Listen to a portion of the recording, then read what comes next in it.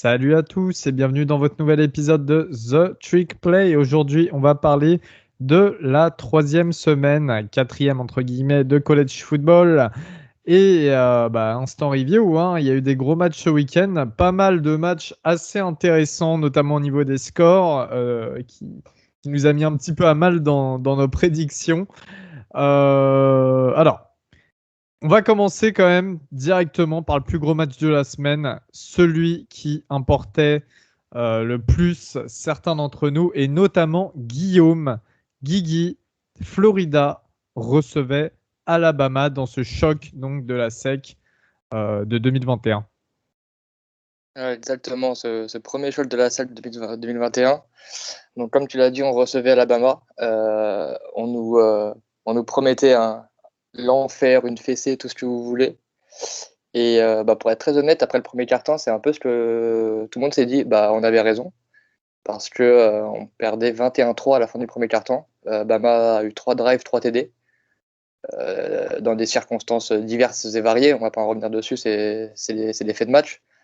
Mais donc ça a très mal commencé pour les Gators.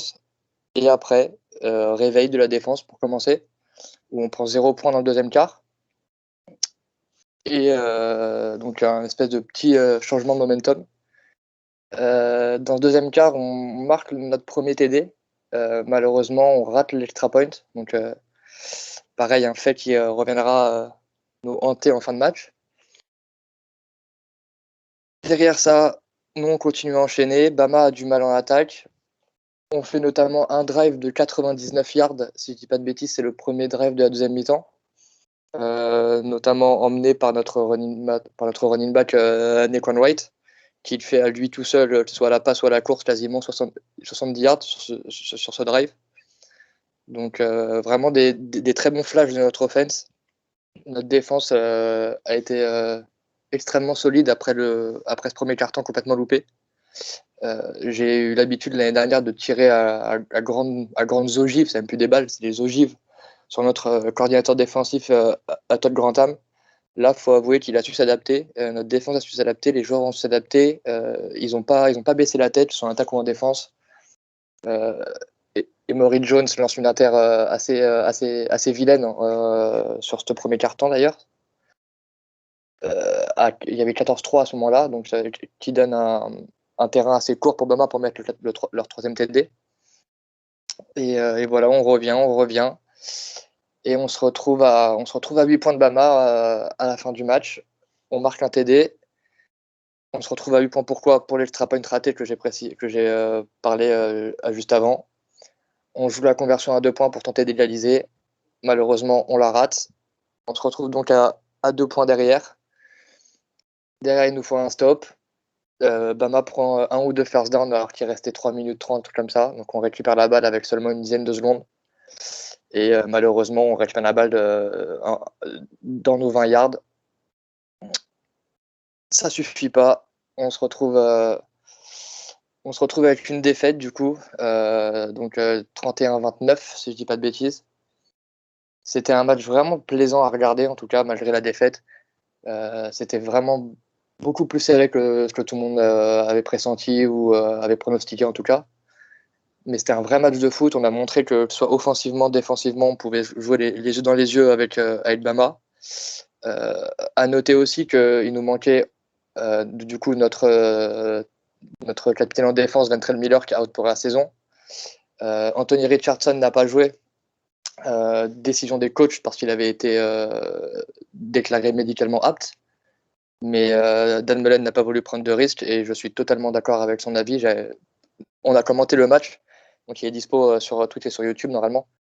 Mais au-delà de ça, je trouve que Emory Jones a fait un meilleur match. Donc statistiquement parlant, à la passe, c'est pas non plus la folie. Hein. Il finit à 18 sur 28, je crois, à peu près 190 yards, une interception, pas de TD. Il met un TD à la course avec un peu plus de 70 yards à la course. Mais juste dans ses prises de décision, il reste calme face à la pression. Il fait moins d'erreurs bêtes. Il en fait une. Il se prend un TD. C'est un peu le problème que j'ai en fait. Sur ce début de saison, la moindre erreur qu'il va faire, elle va se transformer en interception. Donc ça paraît vraiment dégueulasse sur la ligne de stats à la fin du match. C'est un peu ce qui s'est passé contre FAU et USF. Et c'est aussi ce qui s'est passé contre Bama, mais justement, il y a eu beaucoup moins de ces lancers un peu chelous où tu te dis, mais qu'est-ce qu'il a voulu faire? Qu'est-ce qu'il a vu? Qu'est-ce qu'il a reconnu comme lecture ou quoi? Donc, il y a vraiment du progrès. Il y a eu des belles passes, notamment en troisième sur Trent Whitmore. Je ne me rappelle plus exactement quand elle est dans le match, mais j'ai cette image-là. Donc, meilleur dans ses prises de décision. Donc, ça augure de bonnes choses pour le futur de la saison. Donc, voilà à peu près mon débrief. Val, toi, au niveau de l'attaque et même de la défense, enfin, au niveau plutôt du jeu d'Alabama, qu'est-ce que tu en as pensé? Tu étais un petit peu surpris de voir Florida les tenir autant? Je peux pas dire que j'étais surpris à 200% qu'ils soient tenus par la défense de Florida. Autant j'ai été très surpris qu'ils prennent autant de yards à la course de la part de l'attaque de Florida. Alors moi, personnellement, ça m'a rassuré pour notre match dans 2 semaines. Parce que Florida est vraiment pas loin sur ce match. Mais du coup, il y a quelques petites imperfections quand même du côté d'Alabama. Bryce Young, qui des fois est un petit peu imprécis, qui a du mal à lancer sur des slants. Leur jeu au sol qui est pas monstrueux. Leur O-line qui a un petit peu de mal face à de bons D-line, hein, quand même, faut le dire. Florida, c'est pas non plus la D-line 2 étoiles. Donc, globalement, de ce match, j'étais même déçu que Florida ne gagne pas, quoi, parce que ils sont vraiment pas loin. Ça manque peut-être d'un peu d'une attaque aérienne, parce que Emory Jones, il avait du mal à trouver quand même ses receveurs. Alors, malheureusement, avec les plans vidéo, on voit pas trop si les receveurs arrivent à se démarquer de leur vis-à-vis. Mais quand on voit la ligne de stade des receveurs, c'est vraiment pas ouf. Donc, voilà, je pense que Alabama, et comme on l'a dit quand même, c'est peut-être l'année où il y a quelqu'un qui peut les battre. Et je pense que on verra dans 2 semaines face à Ole Miss qu'il en est. Mais sinon, ça a été un bon match quand même de Florida et ils sont passés pas loin. Donc victoire 31-29 pour Alabama. C'est la 32e victoire consécutive d'Alabama face à des équipes de SEC East. La dernière défaite, c'était il y a 4000 jours face à South Carolina en 2010. Du côté des lignes de stade, tout de même, Bryce Young, donc 3 touchdowns, 240 yards à la passe. Emory Jones, 195 yards à la passe, une interception, plus un touchdown et 77 yards à la course. En autre match important aussi, c'était dans la nuit de samedi à dimanche à 1h30, 2h du matin, Auburn qui se déplaçait du côté de Penn State. Et on a eu le droit au whiteout, donc avec tous les fans habillés en blanc. 109 958 spectateurs pour ce match. C'est tout simplement exceptionnel. On vous parlait des affluences de college football déjà dans le dernier podcast. Penn State passe à la 6e place grâce à une victoire 28-20. Ils étaient à la 10e place et Auburn descend à la 22e place du top 25. On a eu un grand match niveau quarterback. On a eu Bonix qui a lancé 185 yards et c'est tout pour Auburn. Et Sean Clifford en face qui a lancé 280 yards, 2 touchdowns, une interception. On a eu aussi le droit à un bon Tank Bixby pour Auburn à la course avec 102 yards, le running back, et 2 touchdowns, 4,4 yards en moyenne par course, avec un pic à 18 yards sur une course. Voilà, on savait que ça allait être un match un petit peu poussif avec des grosses défenses et pas forcément les quarterbacks de l'année. Ça a été le cas. On a quand même Penn State qui a mis un touchdown par quart-temps, ça a su faire l'affaire, tandis qu'Auburn a mis un touchdown au 2e et au 3e quart-temps. C'était un match poussif, mais c'est compréhensible. Quand on voit le style de jeu des deux équipes, c'est compréhensible. Il y a eu aussi des bons matchs niveau défense, un bon match niveau défensif pour Smoke Monday, le safety d'Auburn, qui a été auteur de 8 plaquages et 2 tackles for loss. En face, on a eu Jesse Luketa, dont Augustin nous parlait la semaine dernière comme MVP de la semaine pour lui, de Penn State, qui a été auteur de 8 plaquages et un tackle for loss. Voilà. C'était peut-être pas le match qui nous aurait éveillé le plus au milieu de la nuit, sauf pour l'ambiance, mais c'était plutôt sympa à regarder. C'était plutôt agréable. Donc, petit mea culpa là-dessus. On avait aussi un autre gros match, et là, ça a failli tourner à l'upset, et il faut qu'on en parle de ce match-là. C'est Nebraska qui se déplaçait du côté d'Oklahoma pour le coup, match qui était assez intéressant à regarder malgré le score un petit peu moins fleuve par rapport à ce qu'on a l'habitude de voir sur les grosses affiches de college football. Pas un match défensif pour autant. C'est les deux équipes se sont bien neutralisées, mais c'était pas un match qui a vraiment brillé en fait par la présence défensive des deux équipes. Au final, j'y reviendrai un petit peu plus tard. C'est quand même une action défensive qui ressort de ce match parce qu'il y a eu un play assez exceptionnel qui a été réalisé, mais match intéressant parce que moi ça me conforte dans mon idée qui est que Oklahoma c'est très faible. C'est très faible et on a beau les voir truster le haut du top 25 parce que les mecs gagnent semaine après semaine, donc en fait il n'y a pas de raison en fait de les faire descendre de leur place dans le top 25, mais c'est faible en attaque, c'est faible en défense je trouve. Spencer Rattler, on nous a vendu beaucoup de rêves en début de saison, en pré-saison un petit peu. Il y avait toute la hype du college football qui arrivait sur Spencer Rattler. Moi, pour être très honnête avec vous, j'ai pas regardé la série QB1, j'avais même pas vu jouer Spencer Rattler la saison dernière, donc j'arrivais sans a priori sur lui et je juge vraiment ce que je vois. Je trouve pas ça exceptionnel du tout. On nous le vendait comme un des 3 meilleurs QB qui allait se présenter à la draft. Pour moi, il en est quand même vachement loin. Donc, ouais, c'est Oklahoma difficile. Quand on les voit galérer comme ça face à Nebraska, alors Nebraska a beaucoup de cœur, ça on le voit sur leur match depuis la week 0 contre Illinois. Qu'ils aient du mal ou qu'ils déroulent dans leur match, ils jouent toujours avec un cœur énorme. Il y a 2-3 petits gars à checker sur les matchs de Nebraska, mais ça manque globalement de talent des deux côtés du terrain, que ce soit en attaque ou en défense. Et je pense que sur ce match-là, c'est ce qui leur fait un petit peu préjudice. Parce que pour revenir donc au gros jeu défensif dont je parlais, on a une interception donc à une main qui est absolument exceptionnelle de DJ Graham, bien qu'un petit peu stupide parce que à ce moment-là du match et à l'endroit où elle intervient, moi personnellement c'est pas ce que j'aurais demandé à mon DB de faire. Maintenant voilà, ce qui est fait est fait.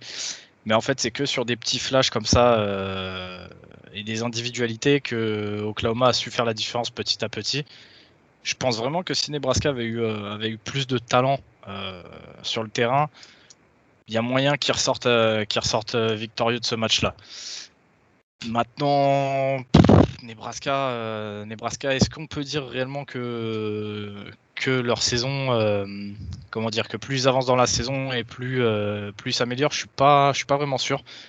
Moi personnellement, j'ai vu des trucs dès la week 0 contre Illinois qui étaient pas mal, d'autres qui étaient terribles, et ça a recommencé en fait là contre Oklahoma. Je vois pas leur niveau s'améliorer en fait semaine après semaine.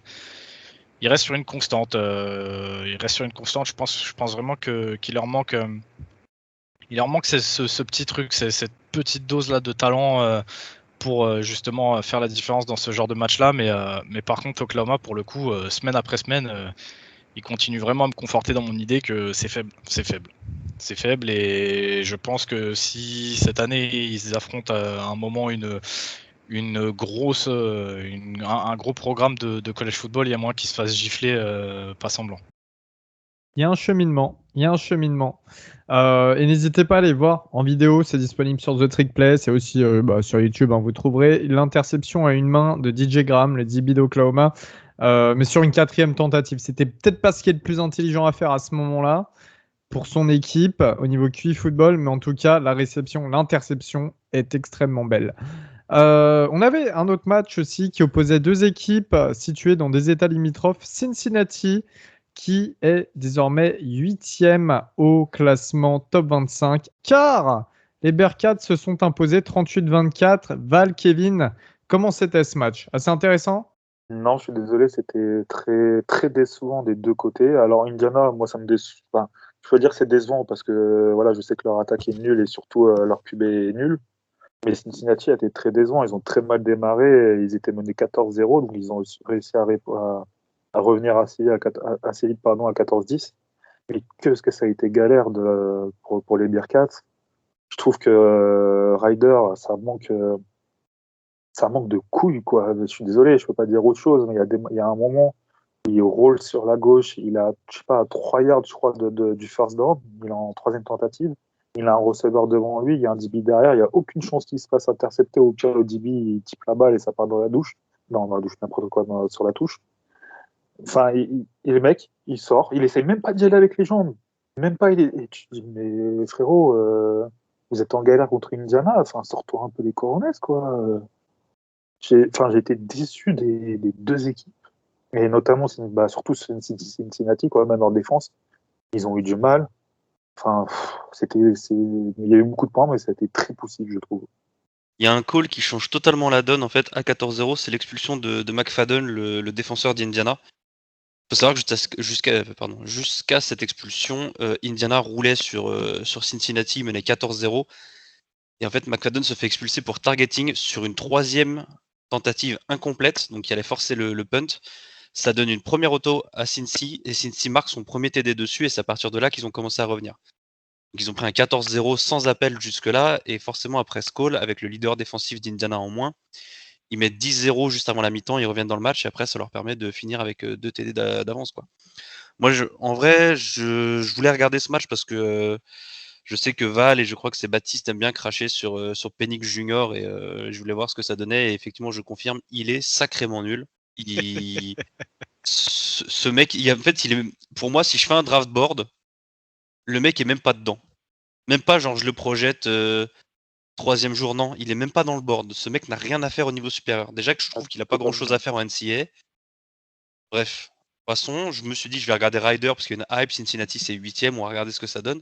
Et comme Val en fait, on en a parlé pour CJ Stroud, on vient d'en parler pour Rattler, pardon. Ils sont, comment dire, il n'y a pas ce flash en fait. Le flash qu'a par exemple le QB de Fresno State, je crois que c'est Hader ou un truc comme ça.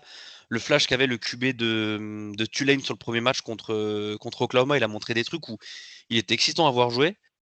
Et ben pour moi, Ryder, c'est la même chose. Il a des bonnes mécaniques de passe, il est assez athlétique pour faire le taf, pour se sauver de certaines situations.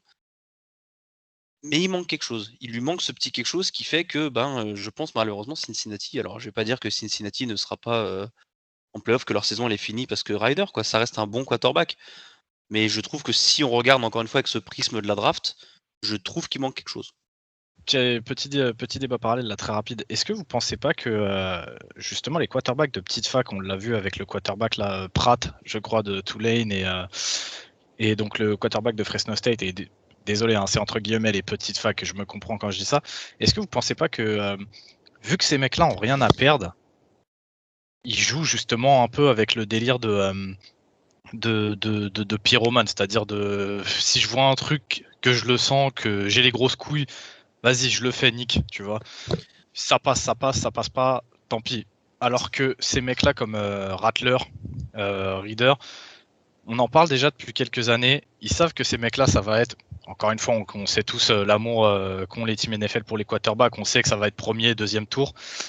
Est-ce qu'ils jouent pas justement avec le frein à main en se disant que s'ils tentent un truc et qu'ils ratent, ça va leur être vachement plus préjudiciable qu'au quarterback de Fresno State, tu vois ce que je veux dire? Je pense aussi, pour répondre à ta question, Ryan, qu'il y a le coaching qui est derrière. Parce que c'est vrai que finalement, quand tu sors d'une fac, quand c'est une université un petit peu moins grande, qu'on affronte une plus grosse, tu as ce coaching un petit peu débridé où on se dit, on on tente. Tu vois ce que je veux dire? On sait qu'on va sûrement perdre, tout ça, donc on va avoir un jeu plus ouvert et donc plus propice à ce que le quarterback joue joue le risque. Après, c'est vrai que ça marche chacal. Après, il y a aussi le fait que c'est vrai que certains des quarterbacks dont on parle déjà depuis plusieurs années jouent bien un petit peu avec le frein à main, ou bien aussi ont un petit peu la pression, hein. On parlait de gars qui n'ont pas progressé, de Tanner Morgan, de Brock Purdy, de ce genre de gars, et Sean Clifford. Et on sent qu'il y a une certaine pression derrière parce qu'on en attend beaucoup vu qu'ils ont fait une bonne première année. Donc je pense que ça les fait jouer un petit peu avec le frein.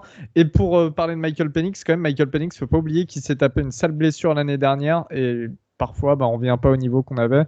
Et c'est vrai qu'il jouait tout de même si j'étais pas forcément fan, il jouait bien mieux l'année dernière. je pense, en fait, pour moi, par rapport au quarterback, c'est un état d'esprit. Quand tu prends Matt Corral, sans parler des stats et tout, quand tu prends Matt Corral, qui gagne de 35 points, 40 points face à Tulane, qui a 7 TD, et tu le vois que le mec il s'énerve encore parce qu'il y a un call qui est pas bien géré ou qu'il y a une passe qui est mal faite, et que tu vois Rattler, le mec il dit rien du match, genre il envoie une inter, il envoie un TD, le mec il s'en bat les couilles. C'est juste un problème d'état d'esprit. Michael Pratt, sur le premier match, pourquoi il nous a sauté aux yeux? Parce que le mec, il voulait niquer Oklahoma. Rattler, il veut pas niquer, il s'en fout. Comment ces mecs-là, ils sont au point? Tu le vois dans leur move et tout, qu'ils sont au point. Rattler, moi, ce qui m'inquiète plus, c'est le leadership, tu vois. Ouais. Messieurs, on s'aventure un petit peu trop loin pour l'instant. On va retourner du côté de la Pac-12 cette fois-ci, avec Arizona State qui recevait une fac indépendante pour plus très longtemps, parce qu'ils rejoignent la Big 12 bientôt. BYU se déplaçait du côté d'Arizona State. Victoire 27-17 de BYU qui passe 23e au classement top 25. Arizona State 19e. Val, comment était ce match pour tes chouchous de BYU? Encore une fois, très bien. Hein. BYU, ça bouge pas, c'est en intraveineuse à 7h du mat tous les dimanches matins. C'est trop fort. Ça... De toute façon, alors Arizona State, quand même, c'est un gros client, pour BYU, on va pas se mentir. Mais dès le premier jeu du match, retour de kick-off, le plaquage du mec du BYU fait sauter la balle et récupère une marque. Hop, déjà, il t'impose ce qui va se passer pendant toute la soirée. C'est ce que j'avais déjà dit la semaine dernière sur le podcast, et BYU, ils sont là pour, comment je peux dire ça, pas vulgairement, mais ils sont là pour t'enfoncer du début à la fin. Donc, à partir de là, si tu n'as pas de répondant dès la première seconde du match, tu vas te faire enfoncer par BYU, parce qu'ils ne sont pas là pour rigoler. Alors, juste, je vais reprendre un petit peu ce qui s'est passé un peu dans le match. BYU, c'est quand même assez détaché sur la première mi-temps. Ils mènent 21-7, si je ne me trompe pas. Après, on a une grosse réponse d'Arizona State et du quarterback Jaden Daniels, mais qui se fait quand même intercepter 2 fois. Donc, il y a une inter, elle n'est pas vraiment de sa faute. Je la donnerais plus à son receveur. Mais là où Arizona a été pas été bon, c'est vraiment sur la défense. On attend beaucoup plus avec des mecs, des playmakers comme Merlin Robertson, DeAndre Pierce, Chase Lucas, le corner. C'est des mecs quand même qui sont attendus à la draft, voire même pour certains comme Merlin Robertson plutôt assez haut. Et BYU leur a roulé dessus. C'est impressionnant. Alors, à un moment, en plus, quand je parle d'état d'esprit, tu as Merlin Robertson, je crois que c'est Merlin Robertson qui fait une inter. Tu as Tyler Allgeier qui court comme le running back, qui court après lui, qui passe sur le côté, qui lui met une grande droite dans le ballon, qui fait sauter le ballon et BYU récupère la balle. Enfin, l'image est incroyable. J'ai trop kiffé. C'est un truc de dingue. C'est un état d'esprit à BYU qui fait que tu ne gagneras pas. C'est pas possible. Si tu es du même niveau, légèrement au-dessus, tu ne gagneras pas. Je peux pas vous dire autre chose. C'est les mecs, ils ont des joueurs, ils ont des très bons joueurs et tout, mais on va dire que c'est équivalent à ce qu'il peut avoir à Arizona State. Mais ils ne gagneront pas. Et voilà, c'est tout. C'est l'état d'esprit de BYU est tellement fort. Ils sont tellement en confiance. Le coach ne se trompe pas dans ses calls comme il avait pu le faire l'année dernière, notamment face à CCU. C'est Jaren Hall qui se démerde pas mal, qui finit à 15 sur 27, 214 yards, 2 TD, 2 inter, mais qui met 38 yards à la course. Et surtout au bon moment à chaque fois. Enfin, je ne sais pas quoi vous dire d'autre qu'à part que BYU, c'est vraiment très fort. Et bah là, je crois qu'ils ont battu les 3 équipes de Utah, les 3 grosses de l'Utah, si je ne me trompe pas. Donc, à qui le tour, quoi. À qui le tour.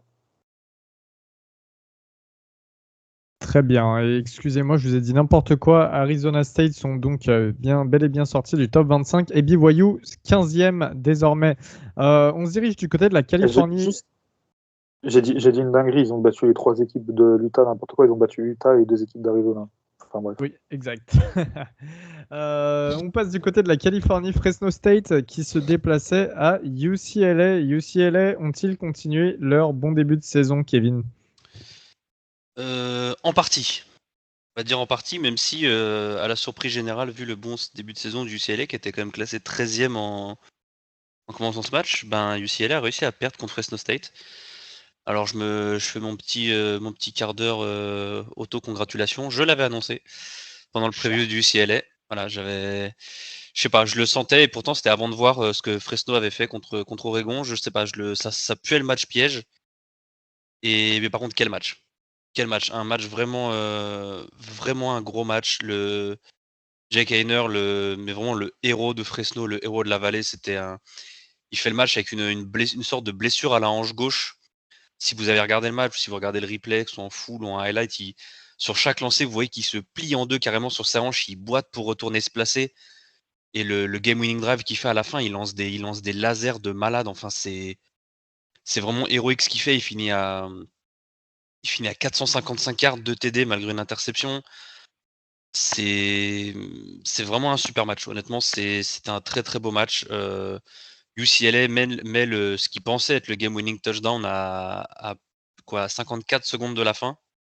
Et Fresno revient en 40 secondes. Revient en un drive de 40 secondes mené par Jake Haener. Il marque et il gagne. Et ça aussi, je l'avais annoncé, la défense de UCLA, je peux pas blairer leur système défensif. Et ben sur le dernier drive, C'est leur nul à chier. sorte de full pressure avec du blitz qui vient de n'importe où, Chier. avec des corners. De toute façon, ils veulent jouer de la full man cover 1 avec des corners qui savent pas jouer de la man. Sur tout le drive, les corners ils sont en bail en fait. Enfin, ils leur donnent 10 yards de marge au receveur. Et le touchdown, il est scandaleux. Donc du coup, ils mènent de 4 points. Les corners leur laissent 10 yards d'avance. Le mec qui catch la balle, le DB, il est à moitié de la end zone. Retourner vers lui. Je comprends pas comment ils défendent. Honnêtement, voilà. Donc bon début de saison du CLA, mais là c'est un wake-up call pour eux avant un bon gros calendrier Pac-12 quoi. Et à noter d'ailleurs, autant pour moi, que c'est la première victoire de Fresno State depuis un bowl assez sombre en 2004 contre Virginia, c'était le MPC Computers Bowl. Donc ça fait plaisir pour l'équipe. On en parle depuis le début de la saison, et là, si je dis pas de bêtises, ils sont classés. Ils sont rentrés, ils sont 22e au classement Epipol qui est sorti hier. Donc voilà, c'est à voir comment évolue la blessure de Jake Haener. Moi, je l'ai plus vu sur la fin de match. Apparemment, il a passé blessé une bonne partie du match, ce qui rend sa performance encore plus héroïque. Faudra peut-être suivre le développement. Parce que Haener tu vois, on parlait de QB leader, ben voilà, lui, c'est vraiment le leader de l'équipe. T'as tout le monde qui est derrière lui, encore plus depuis ce qu'il a fait samedi soir. Donc, faudra voir l'évolution de sa blessure. Ça peut peut-être avoir un impact malheureusement négatif sur la suite de la saison de Fresno State. Match interconférence Michigan State qui se déplaçait du côté de Miami. Miami qui était classé 24e avant cette journée. Eh bien, ils sont sortis du top 25 car c'est une belle victoire 38-17 pour les hommes de Mel Tucker, les Spartans, donc qui sont venus s'imposer en Floride grâce à un bon Peyton Thorne, qui a réussi à être efficace et à mettre 4 touchdowns pour 261 yards. En face, on a eu un Derrick King qui a lancé 59 passes, 388 yards, 2 touchdowns, 2 interceptions. Sachant qu'il s'est blessé à l'épaule pendant le match, il a quand même continué de jouer, il a insisté. Tout à l'heure, les dernières infos, on est lundi, c'est qu'il allait avoir des examens complémentaires. Bon, c'est vrai que Derrick King, il est assez sujet aux blessures en règle générale, mais le faire lancer autant, je ne sais pas si c'était la meilleure idée de coaching à faire, mais bon, on connaît Manny Diaz. En face, Kenneth Walker, le running back, a couru pour 172 yards, le transfert de Wake Forest. Et Charleston Rambo pour Miami a catché les 2 touchdowns pour 156 yards. Lui qui était un gros transfert d'Oklahoma.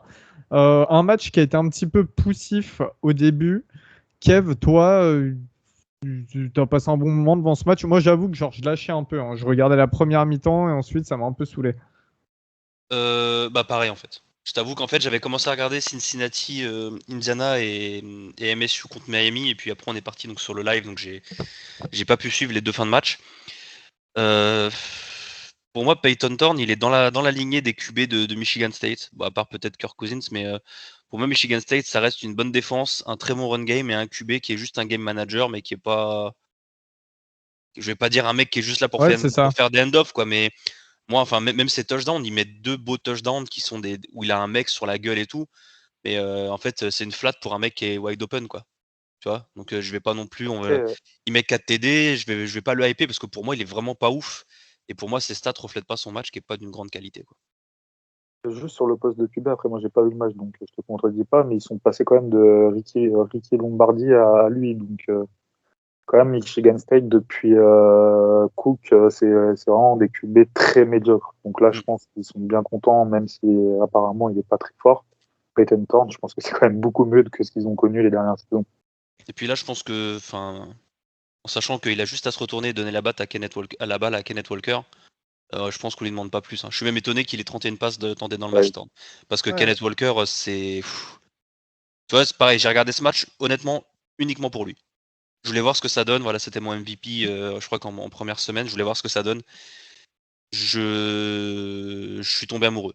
Je vous avoue, hein. C'est Parce un que excellent running back. Je kiffe. Michigan State, à l'heure actuelle, ils sont premiers de Big Ten East. C'est la Ouais. bonne surprise. Hein. Mel Tucker, qui était l'ancien coach de Colorado, donc est en train de remonter le programme parce que Valentin me disait déjà niveau quarterback, c'était une misère. Mais en réalité, c'était tout le programme qui était devenu désuet, Oui, en qui effet. avait perdu énormément de qualité, que ce soit dans le recrutement, que ce soit même dans les transferts, enfin dans tout. C'était un des programmes souillons de la Big Ten East, malheureusement. Et là, ça y est, ils reviennent en force, les Spartans. Ça fait un petit peu du bien de voir un nouveau truc frais comme ça en Big Ten. Et d'ailleurs, en parlant de ce classement de Big Ten East, hein, Ohio State sont 4e. Voilà, juste derrière Penn State et devant Rutgers. Virginia, Carolina, le gros duel d'ACC. Alors ça, c'était un match, franchement, qui était en même temps que Auburn Penn State. Et ben, c'était le match à regarder. Virginia qui se sont inclinés sur le score de 59-39, mais ça a été un peu du n'importe quoi. Alors du n'importe quoi dans le bon sens. L'offense de UNC a inscrit 699 yards cumulés, avec notamment leur receveur Josh Downs qui a été en feu. Downs, c'est tout simplement 8 catches, 203 yards et 2 touchdowns, dont un touchdown superbe. Hein. Il va chercher le ballon au fond de la end zone. Assez incroyable à vivre en direct. On a eu aussi un bon Samuel, hein, seulement 21 passes tentées et 14 complétées, mais 307 yards, 5 touchdowns, une interception. Donc assez efficace. En face, Brennan Armstrong, le quarterback gaucher dont on parle chaque semaine, ça a été la folie. 554 yards, 4 touchdowns, une interception. Pareil, on avait dit que ça allait lancer des patates et des patates pendant tout le match, ça a été le cas. Hein. Ty Chandler aussi, qui a bien aidé pour le rushing game de UNC avec 198 yards et 2 touchdowns. Voilà, il y avait Virginia qui menait 28-24 à la mi-temps. Et en seconde mi-temps, c'est seulement sur la seconde, UNC s'impose 35-11. Donc voilà, ça nous donne le score final. On a eu affaire à un gros UNC, moi je trouve, face à un Virginia qui sortait en confiance, hein, qui avait remporté son match la dernière fois, je ne sais plus c'était face à qui, mais bref, une sorte de match assez inédit, assez bon. Ce que j'aime bien, moi, en tout cas, sur ce match, c'est qu'ils sont menés à la mi-temps. Ils ont en face un quarterback qui se débrouille vraiment bien. Pour le coup, on a donné les stats d'Armstrong. Hein. Voilà, il n'y a pas eu de panique. La deuxième mi-temps est remportée haut la main. Il y a eu du coaching, il y a eu de l'ajustement, il y a eu un Samuel plutôt serein. Et ça, c'est important, je trouve. C'est ce qui manquait un petit peu en début de saison pour UNC. J'aimerais bien voir ce que ça va donner pour le reste de la saison. J'aimerais bien les voir remonter au classement UNC. Ça me ferait plaisir. Et qu'enfin, ils sortent un petit peu Clemson. On va parler des autres matchs qu'il y a eu dans les conférences, déjà dans le Power 5 en ACC, donc en SEC, avec un South Carolina qui se déplaçait du côté de Georgia. Victoire assez facile de Georgia, 43, avec un JT Daniels qui a lancé 3 touchdowns et une interception pour 303 yards. On a eu aussi un gros Nolan Smith. Nolan Smith, c'était le meilleur joueur overall, je crois, lycéen. C'était quelle année 2019, si je dis pas de bêtises, ou 2018. Bref, Nolan Smith, le linebacker slash DN, qui a été auteur de 8 plaquages, 1,5 sacs et 1,5 tackle for loss. Voilà, victoire assez facile pour Georgia, qui reste deuxième du classement top 25. Mississippi State se déplaçait du côté de Memphis. Et là, il faut en parler, messieurs. Qu'est-ce qui s'est passé au niveau de l'arbitrage ? Il y a Mississippi State qui a carrément fait un statement. En fait, c'est un punt assez bête de Mississippi State, hein, un truc basique. Et il y a plusieurs joueurs de Memphis, pardon. Si, c'est ça? Non, attends, j'ai une connerie. Non, c'est Mississippi State qui punt, pardon. Et en fait, il touche la balle pour essayer de l'arrêter, quoi, pour l'éviter de rouler. Et en fait, il pose la balle par terre. L'arbitre commence à faire le signe, vous savez, ce signe au-dessus de la tête, là, en croisant les bras pour indiquer que le jeu est mort et que le chrono s'arrête. Et en fait, à ce moment-là, il y a le returner de Memphis qui passe entre tous les joueurs de MSU et qui vient prendre la balle et qui retourne 90 yards pour un touchdown. Donc moi, quand je l'ai vu, tout le monde a fait « Oh là là, la dinguerie, il a matrixé tout le monde et tout », alors qu'en fait, encore plus en voyant l'arbitre, en fait, il fait le signal d'arrêt du temps. Donc à partir de là, la balle est morte et donc personne ne la récupère. Vraiment, ça devrait être ça. En plus, je ne pensais pas, mais ce type de play aurait été sous coup d'un review. C'est un type de play qui peut être reviewable, donc ça n'a même pas été fait par le crew d'arbitrage. Et chose encore plus drôle, c'est que sur le jeu, il y a quand même 2 joueurs de Memphis qui portent le numéro 4.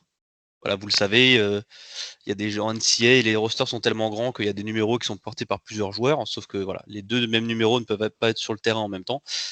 Et donc, il y a vraiment rien qui allait sur ce jeu et Memphis l'emporte, si je peux te dire un truc genre 31-19, je crois, 31-29, pardon, donc de 2 points, avec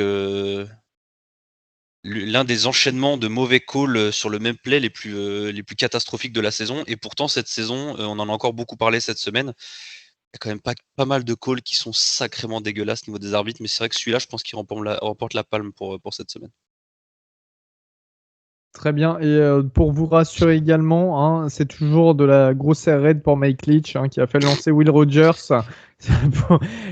pour 419 yards, 3 touchdowns et 67 tentatives de passe. Voilà. Si tu me dis que Mike Leach a couru pour 300 yards, là je m'en vais. Hein. Je quitte. Alors là, non. Justement, j'ai regardé le nombre, je sais plus combien, mais il y en avait très peu, le nombre de runs dans ce match pour Mississippi State. Très très peu. Parce qu'on parle souvent des running backs qui sont cramés parce qu'on les fait trop courir, genre Mohamed Ibrahim par exemple. Et genre là, Rodgers, le mec, il envoie 60 balles par match. Ah, le mec, il a intérêt à bien s'échauffer le bras avant le match. Hein. Ah ouais, il a intérêt surtout à avoir une bonne mutuelle, hein, parce que gros, ça va le poursuivre toute sa vie. Ah ouais, je veux bien que ce soit de la reine, mais là, c'est plus que ça. Hein, Ah, gros. Enfin bon, c'est Backleach, hein, c'est un gros débile. Donc, Oh non, ça y est. D'ailleurs, en parlant de Mississippi State. Quel plaisir que ça tombe sur Mississippi State, les dingueries des refs. Et bah, en parlant de Mississippi State, on va parler des ennemis, voisins, ton équipe, Valentin. Ole Miss qui recevait Tulane. Ouais, bah. Je pense que ça a été nous la vague verte, hein, enfin la vague bleue et rouge, pour le coup. On a été les requins dans la mer, on les a graillés comme jamais. Le match était fini déjà à la mi-temps. Donc, 4e quart-temps, il y a eu 0 points des deux côtés. Des deux côtés, c'était les équipes BC qui sont rentrées. Matt Corral, 23 sur 31, 335 yards, 3 TD, 13 courses, 68 yards, 4 TD. Qu'est-ce que je voulais que je vous dise de plus? On a fracassé Tulane, ils n'ont pas existé. En plus, le match avait été retardé, comme je l'ai dit tout à l'heure, par un orage, donc il pleuvait beaucoup. Donc, on a plutôt misé sur un jeu à la course. Donc, tu as Jeremy Lee qui a 15 portées pour 103 yards. Donc, Matt Corral, je l'ai dit. Henry Parrish, 9 portées pour 66 yards. Sneak Connor, 9 portées pour 42 yards. Et puis, notre défense qui continue à impressionner, qui a été très solide, notamment toujours avec Chance Campbell, le linebacker qui vient de Maryland, qui sort 8 plaquages, un sac, un tackle for loss et un QB hurry. Voilà, qu'est-ce que je peux vous dire de plus? Il faut taper Bama, faut taper Bama et puis c'est tout. Et puis après, on sera numéro 1 à les people et puis voilà. Très bien, ça avance bien pour Ole Miss. Et Matt Corral sur son chemin de l'Iceman, on verra. Mais pourquoi pas? Ouais, juste vite fait, j'ai parlé de Matt Corral parce que ça, je n'en ai pas encore parlé depuis le début de l'année sur les podcasts. Il y a eu quand même une énorme progression sur la lecture des défenses, sur les pré-snaps de Matt Corral. Il y a plus cette inquiétude que j'avais de quand il va lancer la balle, putain, il peut se faire intercepter. Là, j'ai très peu, je dois l'avoir une fois dans le match, cette inquiétude. Mais c'est encore plus fort que l'année dernière, quoi. Je ne sais plus combien de yards il est déjà, Matt Corral. 900 yards, un truc comme ça en 3 matchs. 997 yards pour 14 TD, 0 inter. Gros. Qui pour l'instant est à son niveau pour la Iceman Trophy, je sais pas. Hein. Alors, on passe du côté de l'ACC, Northwestern qui se déplaçait à Duke, Northwestern qui est en Big Ten. Hein. Et nouvelle défaite pour les anciens finalistes de la Big Ten Championship, 30-23 pour Duke. Donc, il y a 3 QB qui ont joué du côté de Northwestern, ils ne savaient plus qui mettre. Et donc l'équipe de Chicago qui se retrouve en une victoire, 2 défaites pour l'instant, tandis que Duke sont en positif, 2 victoires, 1 défaite. On ne l'aurait pas prédit de cette manière. Western Michigan se déplaçait du côté de Pittsburgh et victoire sur le fil 44-41 pour Western Michigan. Donc un upset. Ça a été un match quand même assez intéressant du début jusqu'à la fin. On a le quarterback Caleb Elby qui a réalisé un bon match, 337 yards, 3 touchdowns lancés, efficace, net, parfait pour Western Michigan. Bien joué à eux. Florida State ont déçu, extrêmement déçu, avec une nouvelle défaite. Ils sont en 0 victoire pour 3 défaites. Cette fois-ci face à Wake Forest avec 35-17 pour les Demon Deacons. Ça faisait c'est la première fois depuis 1973 que les Seminoles perdent leurs 4 premiers matchs. Oui, en fait, je me suis trompé. Ils ont perdu 4 matchs. Et voilà, aucune victoire pour l'instant. Mackenzie Milton, ça a été très compliqué. Seulement 119 yards et 2 interceptions. Il y a aussi le remplaçant, Jordan Travis, qui était titulaire l'année dernière, qui a joué. Voilà, Milton qui n'a pas trop de chance non plus. Il n'a pas forcément les meilleurs catcheurs au monde pour recevoir les ballons. Georgia Tech qui se déplaçait du côté de Clemson. Clemson qui remporte ce match sur une belle action de leur défense en 4e et goal à 2 yards de leur en but. Donc c'était vraiment sur le fil. Ça a été un match quand même assez compliqué. Ça a été repoussé à cause de la pluie. Voilà. Du côté de Georgia Tech, on a Jordan Yates qui est titulaire et leur quarterback star, le 4 étoiles sophomore Jeff Sims, qui ne joue plus pour l'instant. On ne sait pas trop. On pense qu'il s'est fait sauter sa place, tout simplement. On ne sait pas ce qui se passe en interne. Du côté de Clemson, il y a le freshman 5 étoiles, Will Shipley, qui a inscrit les 2 touchdowns à la course, tandis que DJ Ugalele, le quarterback, a été inexistant. 126 yards, aucun touchdown, aucune interception. Les Tigers qui descendent à la 9e place de l'AP Poll. UCF qui se déplaçait à Louisville vendredi soir avec une grosse victoire au bout de la nuit pour Louisville, 42-35, un match de folie un petit peu, Val. Là, c'était du vrai college football. Ouais, un très beau match. Et je dirais grande félicitations à Malik Cunningham qui est parti chercher le match à lui tout seul en offense. Alors je dis souvent que Malik Cunningham, c'est le facteur X de cette attaque de Louisville. Je reprends sa ligne de stats. 265 yards, 1 TD, 1 inter, mais surtout 99 yards et 2 TD à la course. Lui qui me fait vraiment penser à Lamar Jackson qui vient de Louisville. En plus, il a vraiment un peu les mêmes mimiques au niveau de la course, etc. Malheureusement, il a un peu la même précision que lui. Même si ça manque un petit peu de talent au corps de receveur. Enfin, ils sont jeunes sans expérience. La défense de Louisville qui a bien tenu UCF, emmenée par un Gus Malzahn au call catastrophique, qui fait passer Dylan Gabriel pour un quarterback médiocre. Dylan Gabriel qui s'est d'ailleurs blessé et sa saison est terminée. Il avait lancé pour 184 yards, 3 TD et 1 inter. Mais c'est clairement Dylan Gabriel qui sauvait, je dirais 60% des jeux de Gus Malzahn de par sa qualité de passe et son footwork dans la poche. Donc voilà, vraiment une grosse surprise quand même, une bonne surprise pour Louisville. Et puis faut voir ce que ça donne, quoi. Faut essayer d'entourer que les joueurs autour de Mike Cunningham se réveillent un petit peu, même si quand tu prends une de stats c'est pas dégueu, mais sur le match c'est un petit peu plus compliqué que ça. Donc on va voir, wait and see, puis on va voir pour UCF aussi ce que ça donne sans Dylan Gabriel. Du côté de la Pac-12, Oregon est désormais la seule équipe de Pac-12 invaincue dès la troisième week. Pardon, alors, Oregon, vous avez affronté une petite fac, c'était Stony Brook, c'est ça? Ouais, Stony Brook, c'était une petite fac du New Jersey de FCS. Ils sont un peu chauffés au début parce qu'ils étaient menés que 17-7 à la mi-temps. D'ailleurs, Anthony Brown s'est blessé. Donc il est sorti. Cristobal n'a pas préféré prendre de risques, surtout sur un match de FCS et qu'on a le calendrier Pac-12 qui arrive. Donc c'est Ty Thompson, le QB freshman que tout le monde attendait, hors 4 ou 5 étoiles en fonction du site qui choisit. Bon match de sa part, ça a été maîtrisé, on met 30 points en deuxième mi-temps et Stony Brook, quand ils ont vu qu'ils étaient menés, ça a commencé à casser un peu de partout. C'était pas un match hyper agréable à suivre sur la deuxième mi-temps, malgré le fait qu'Oregon est largement dominé, c'est un peu parti en couille. Donc voilà, victoire assez tranquille pour Oregon, sans plus. Et toujours pas de Thibodeau. Pareil, laissé au repos exprès parce que ça valait pas vraiment le coup, il devrait revenir la semaine prochaine. Pour les autres résultats, on a Utah qui ont été battus sur le fil par San Diego State, un nouvel upset de la Mountain West sur la Pac-12. Ça a été une victoire en 3e overtime, donc 3e prolongation sur une Philly Special pour la conversion à 2 points. Allez voir sur YouTube. Arizona, putain, la descente aux enfers, Arizona, qui ont perdu face à Northern Arizona 21-19, et Arizona a dû payer à Northern Arizona $550,000. Voilà.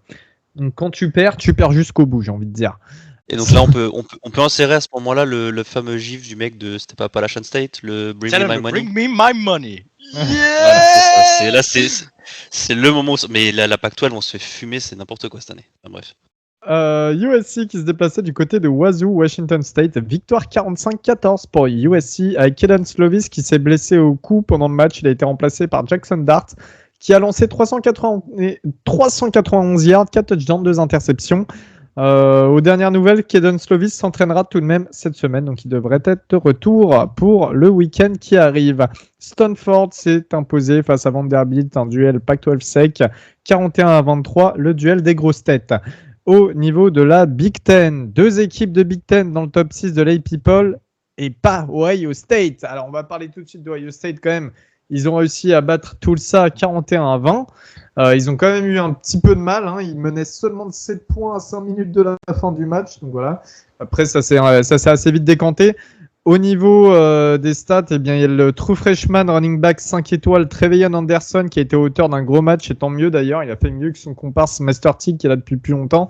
Il a couru pour 277 yards et 3 touchdowns. Au niveau du post quarterback, CJ Stroud, ça rassure toujours pas. 185 yards, un touchdown, une interception et seulement 15 passes complétées sur 25. Je ne sais pas. On verra si il est bientôt benché. J'en sais rien. Je pense que tant qu'Ohio State gagne, il reste sur le terrain, même s'ils ont perdu face à Oregon. On verra. Il y avait Purdue qui se déplaçait du côté de Notre-Dame, donc une rivalité du fin fond de l'Indiana. Augustin n'est pas là pour nous en parler, mais il nous a fait un petit résumé, donc je vais vous le lire. Il me dit que la décision s'est faite en seconde mi-temps et Kyron Williams a été étincelant, le running back de Notre-Dame, avec un touchdown à la course en se défaisant de 6 défenseurs, plus un touchdown à la réception. Kyle Hamilton, le safety star, qui franchement doit être un des meilleurs joueurs du college football actuellement, qui sera un des meilleurs prospects de la prochaine draft, a été stratosphérique une nouvelle fois. Tackle for loss en 4e et 1. Une interception qui vient sceller la victoire de Notre-Dame. Voilà, il était partout, Kyle, comme d'habitude. L'équipe NFL qu'il aura, incroyable ce mec. Donc Notre-Dame qui avait un peu de mal à commencer la saison. Ce match il est plus rassurant. Ils commencent à prendre leur marque. La défense s'est adaptée au nouveau système de Marcus Freeman. On sait que Clark Lia était parti du côté de Vanderbilt, le défensif coordinateur, coaché en tant qu'head coach. La O-line engrange de l'expérience. Voilà. Et puis pareil, une O-line qui a été décimée avec la draft. Je crois qu'il n'y avait qu'un seul retour de titulaire. Voilà, ça commence à prendre forme, Notre-Dame, une belle victoire 27-13 face à Purdue. Le prochain match, c'est au Soldier Field de Chicago, le stade des Bears, qui est magnifique juste à côté du lac Michigan, face à Wisconsin pour l'ESPN College Game Day. On va se régaler ce week-end. On avait aussi Michigan, une nouvelle victoire. Michigan, c'est fantastique, 63-10 face à Northern Illinois. Alors, on va peut-être minimiser cette victoire-là, mais en tout cas, ça continue bien pour les Wolverines, avec un jeu à la course extraordinaire. 380 yards cumulés. Blake Corum, que j'avais mis MVP de la semaine dernière, eh bien, c'est 125 yards à la course et 2 touchdowns. Hassan Haskins, 56 yards à la course, 2 touchdowns. Et le true freshman 5 étoiles Donovan Edwards, qui lui aussi a couru 86 yards, 2 touchdowns par running back, donc assez incroyable.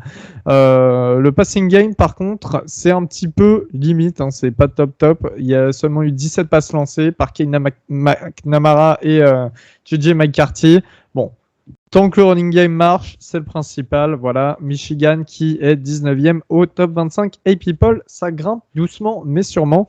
On avait aussi un autre match du côté de Colorado, victoire de Minnesota qui se déplaçait chez l'équipe de Big 12, de Pac-12, pardonnez-moi. Je dis des bêtises. Colorado s'est incliné sur le score de 30-0 avec seulement 68 yards pour les Buffaloes. En face, on a eu un Trayson Potts, le running back de Minnesota, qui remplace Mohamed Ibrahim en feu, 121 yards à la course, 3 touchdowns. Tanner Morgan, encore une fois, qui n'a pas du tout lâché un gros match. Enfin, rien de particulier, RS pour Paul Bernardoni de Minnesota. Voilà, un petit coup de gueule de ma part pour Colorado, qui a très peu utilisé son jeu à la course, alors que c'est totalement le point fort de l'équipe. Ils ont 3 très bons running backs, Jack Broussard, Fontenot, Chad Clayton. Ils ont seulement porté 21 ballons en tout et pour tout. Donc voilà, c'est pas assez et c'est sur ce genre de jeu qu'il faut s'appuyer. On a eu aussi une très bonne victoire d'Iowa qui monte un 5e au classement AP Poll. Victoire 30-7 face à Kent State. Tyler Goodson, le running back, c'est 153 yards et 3 touchdowns. Easy, facile. Du côté de la Big 12, Oklahoma State s'est imposé face à Boise State sur le fil. 21-20, pareil. Alors, on n'a pas notre Baptiste national de présent, mais il nous a laissé un petit mot par rapport à ce match-là. Il a dit que c'était un match à double vitesse avec une première mi-temps offensive et un touchdown de 75 yards de Jalen Warren, qui est un transfuge de Utah State. Backmeyer, le quarterback de Boise State, a été assez gestionnaire, a fait avancer les chaînes grâce à une belle connexion avec Khalil Shakir, dont on a déjà parlé la semaine dernière. En deuxième mi-temps, c'était un petit peu plus défensif. 0 points encaissés par les deux équipes avec des ajustements au niveau de la défense contre la course, notamment du côté de Boise. Il y a eu 2 faits de jeu importants contre Boise State. C'est une PI très légère en fin de première mi-temps qu'a relancé Oklahoma State, les Cowboys, et un scoop and score annulé car sifflé trop vite. Donc voilà, pour faire simple, Boise State s'est fait enfler le match. MVP du match, Jalen Warren, plus de 200 yards à la course, et Jason Taylor qui dévie le ballon lors du field goal de la gagne. Voilà, victoire très courte, mais victoire tout de même, ça se prend pour Oklahoma State. Rice qui se déplaçait du côté de Texas, donc match inter-texan. Victoire 58-0, facile pour Texas, avec un très bon Bijan Robinson à la course, 127 yards, 3 touchdowns. Au niveau du group of 5, Ryan, tu avais LSU qui se déplaçait face à une équipe de Mid-American Conference, c'était Central Michigan. Du coup, on va faire assez vite sur ce match parce que l'opposition était quand même assez faible contre LSU. C'était un match assez particulier. Donc, pour ceux qui ne le savent pas, Kevin Falk, donc notre coach running back qui a fait les beaux jours des Patriots, a perdu sa fille quelques jours avant le match, sa fille qui allait avoir 20 ans, donc et qui avait une place importante puisqu'elle avait rejoint le staff de LSU aussi. C'était vraiment particulier comme ambiance, et c'est le moment qu'a choisi LSU pour sortir le match qui pour l'instant est le match référence de notre année. Ça a enfin joué comme on devrait jouer. Orgeron et le coaching staff se sont enfin décidés à mettre les freshmen sur le terrain et tout a déroulé, quoi. On a joué du up tempo, c'était bien, c'était agréable à voir jouer. Max Johnson sort une fiche de porc. Nos freshmen ont fait le show, la défense aussi, donc gros match pour le coup de LSU, même si c'est que contre Central Michigan. Faut quand même rappeler que la semaine dernière on est contre McNeese et j'étais le premier à dire qu'on avait fait que de la merde. Donc quand on est à chier, je le dis, quand on fait des bons matchs, et là en l'occurrence c'était un très bon match, je le dis aussi. SMU qui se déplaçait du côté de Louisiana Tech avec une victoire d'SMU 39-37 sur un Hail Mary. Et oui, dans les derniers instants du match, Tanner Mordecai, le transfert d'Oklahoma, le quarterback d'SMU, a trouvé Reggie Robertson, le très bon receveur des Mustangs, qui revenait d'une grave blessure.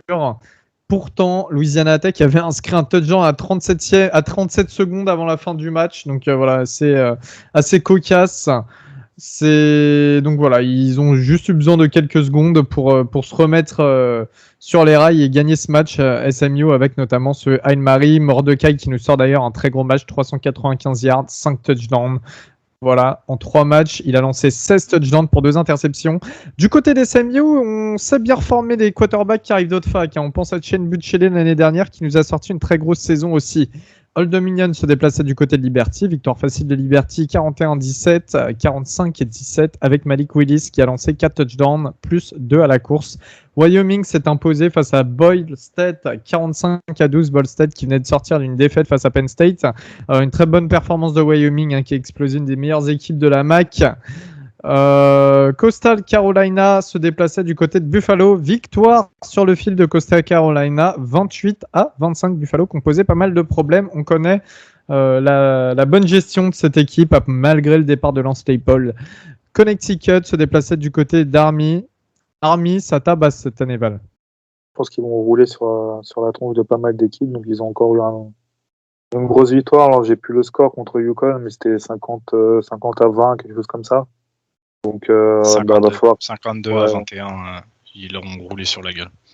Voilà, donc à mon avis, ça va être pareil pour la plupart des équipes qui vont rencontrer derrière. East Carolina se déplaçait du côté de Marshall. Pareil, un match qui était donné pour Marshall. Et East Carolina qui continue son bon début de saison après avoir perdu de justesse face à Appalachian State et South Carolina, notamment sur un field goal à la fin. Ils battent Marshall, voilà, 42-38, pardonnez-moi. Il y avait un écart de 21 points dans le quatrième quart-temps. Donc voilà, belle victoire d'East Carolina. On a aussi une victoire de San Jose State, 17-13 face à Hawaii. Un match qui avait débuté à 6h30, heure française. Donc vous pouviez prendre votre petit déjeuner le dimanche matin et ensuite aller au marché après la fin de ce match. On va terminer avec nos MVP. Toi, Val, quel est ton MVP ? Matt Corral, je peux pas dire quelqu'un d'autre. Et en défense, je dirais Alonzo Ade, le safety de West Virginia qui était décisif lors de la victoire contre Virginia Tech. On va pas faire les mythos, Matt Corral. Et en défensif, je vais être très couillu et je vais donner le running back de BYU pour ce qui est pour moi le play défensif de l'année réalisé par un attaquant. Je crois que c'est Al Geyer ou quelque chose comme ça, son nom de famille. Ce sera mon MVP défensif pour cette semaine. Là, tu le vois, ton corps de offensif. Il est... à crevard jusqu'au bout. Ryan ? Moi pareil, MVP offensif, comment ne pas mettre Matt Corral, donc mon MVP offensif ça sera Matt Corral, et en MVP défensif je vais faire un petit peu le homer de base, mais je vais mettre Derek Stingley parce que dans ce match contre Central Michigan, comme d'hab, il shut down le receveur numéro 1 adverse, on le voit pas du match, et surtout dès le premier quart-temps il descend comme une balle et il donne le ton tout de suite en éclatant le running back de Central Michigan. Ce qui force un fumble, remonté ensuite en touchdown par André Anthony. Donc mon MVP défensif, Derek Stingley Jr. Cal Hamilton, match extraordinaire encore une nouvelle fois. Encore. Voilà. On dirait quand même que chaque semaine tu donnes Kyle Hamilton en MVP défensif, c'est pas un scandale quoi. Ah non, c'est impressionnant. C'est ça. Et offensif, Matt Corral. On est tous d'accord, je pense, là-dessus. Voilà. Merci de nous avoir écoutés. Comme d'habitude, on se retrouve samedi à 17h sur le 126 sur Twitch pour démarrer la semaine 4 tous ensemble. Et on vous fait des bisous. Salut tout le monde. Ciao tout le monde.